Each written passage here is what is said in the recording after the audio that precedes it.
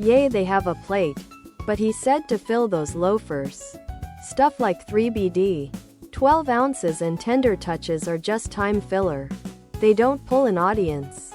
And they certainly don't in reruns.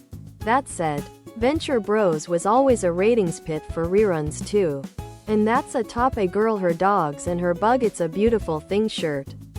They can say it's in production all they want. That doesn't change the fact that they are short the main character. They either have to let Hinson. Top A girl her dogs and her bug it's a beautiful thing shirt. Tank top, V-neck, sweatshirt and hoodie. Well, China Ill, ATHF, and Moral Oral have been cancelled for a while. I'm pumped for the next season of Dream Corp LLC, and the batshit crazy Gamezedu Machu Picchu is supposedly coming out soon.